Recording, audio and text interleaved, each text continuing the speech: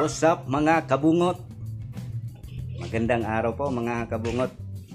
Ngayon na araw mag-DIY ho tayo ng PVC cutter para malaman ng iba kung paano gawin. Based lang ho ito sa aking mga pag-experience po sa pagkakabit. Ito po yung mga gamit na kailangan natin. Ito po yung kailangan natin mga kabungot. Ito yung clean out o ginagamit ko. Ito yung ginagamit ko sa dulo, yung nasa tinatawag natin clean out or in cap. Ito yan ay nilalagay. Makikita natin yan mamaya kung paano ikabit. At saka ito PVC number 4. Yung kapal ba nito? Mas maganda ho yung series 600 or series 1000 kasi makapal. At saka yung elbow na 4 rin. PVC solvent. Sherman ho gamit natin. Pero mas maganda ho yung nail fix. Pwede ho yung number 6 gamitin natin na PVC. Mas maganda ho yung kasi malaki. Ito yung ginawa ko kaninang tutorial natin na lalagyan ng PVC. Tara, pisahan na natin. Okay mga kabungot, ang ginagawa ko ho dito, yung sukat niya sa cutting natin 1 inch po. Kasi nagbe-base po ako dito sa yung ganito niya, yung groove niya po dito. Kasi kung malaki po, papasok ho yung mga dahon na malalaki. Kailangan lang po yung tubig lang po yung papasok dito. At saka yung PVC natin nandito sa taas. Ayan. Maglagay ko kayo ng fascia board kung anong size po ng PVC natin. Ganon din kalaki yung natin fascia board.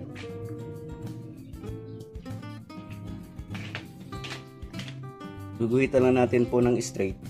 Tapos magsukat po tayo ng 1 inch. Ito po, naghihitan na po natin ng 1 inch po yung 1 inch po yung natin lagay.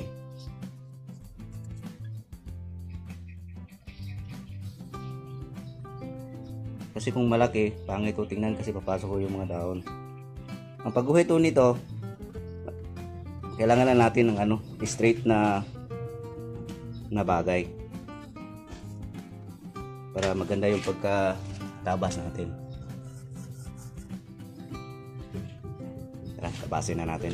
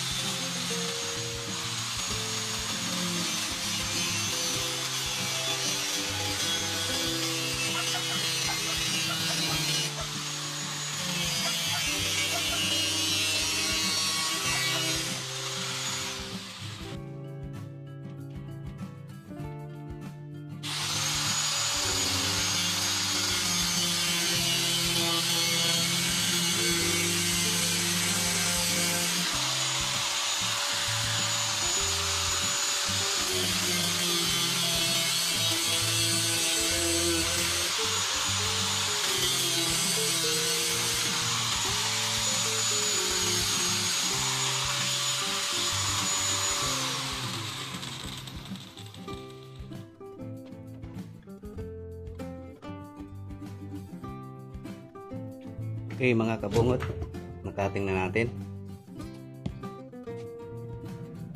Ito ho, sa dulo, kasi may nakamount po siya na para sa dugtungan ng PVC.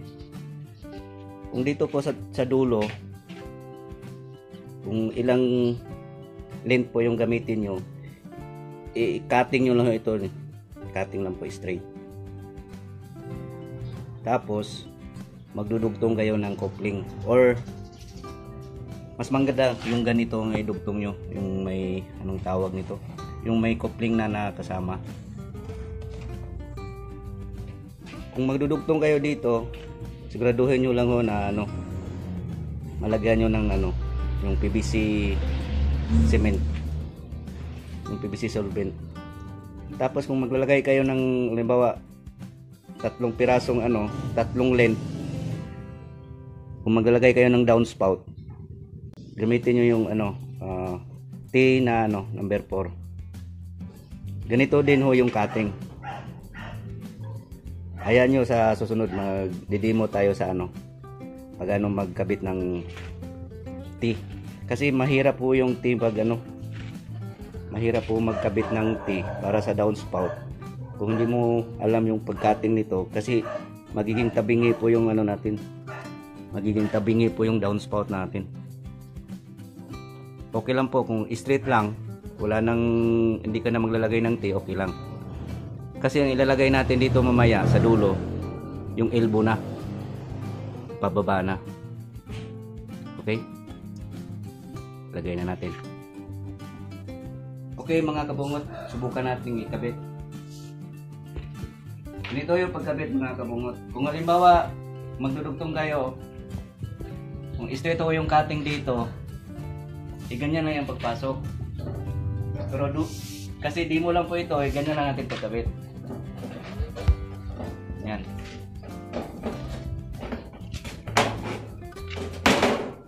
Ganyan. Ganyan ho yung forma niya.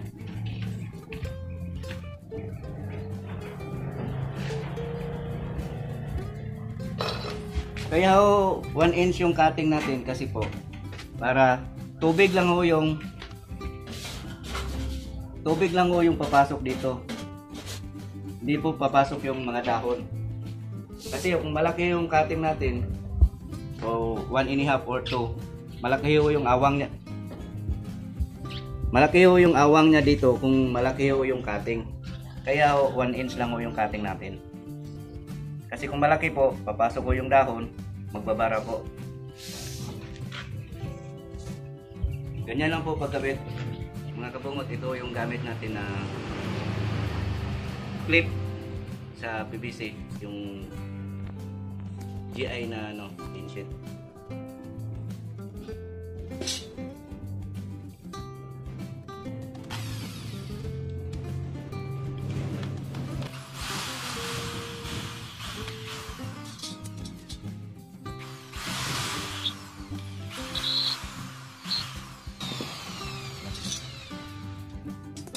Okay mga kabungot, ito yun, dalawa lang ho yung ginawa natin kasi pang tutorial ba tawag doon?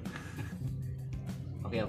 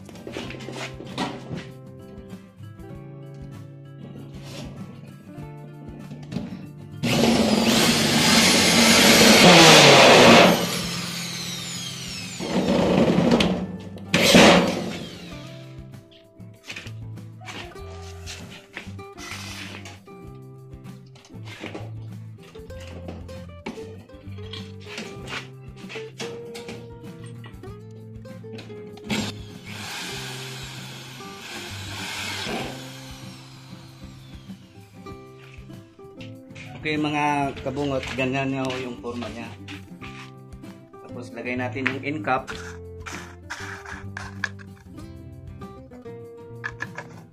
Ito nasa mga 60 ho ito, yung end cap. Yung ganito, yung schedule series 600, nasa mga 300 plus. Yung series 1000, makapal yun, series 1000, nasa mga 500 siguro. Depende ho sa kapal ng ano, PVC. Yung number 6, hindi ko lang alam yung number 6 kung magkano yung number 6. Lagay natin ito mga kabungot.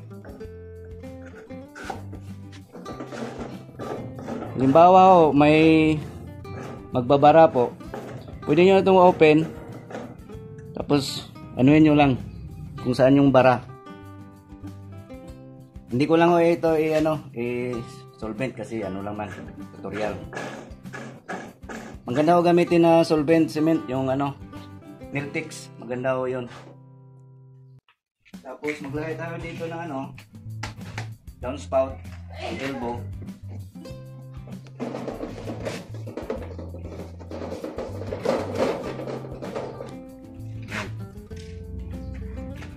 Kabungot, kung halimbawa malayo ho yung nyo, yung pag-ano nyo mang downspout, kaya nito, tapos dito yung nyo, dito yung dito yung poste nyo or maglagay ho kayo ng isang elbow. Maglagay kayo ng isang elbow, ganyan. Tapos elbow na naman dito pababa. Para ho itong isa dito na ho yan. Pero kung gusto nyo straight, wala problema po. Ganyan na lang.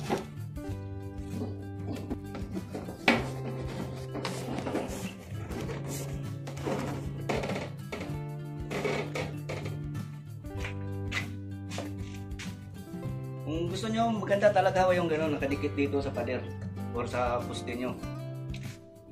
Kasi nakaganyan ho yan, saan dito. Ganyan.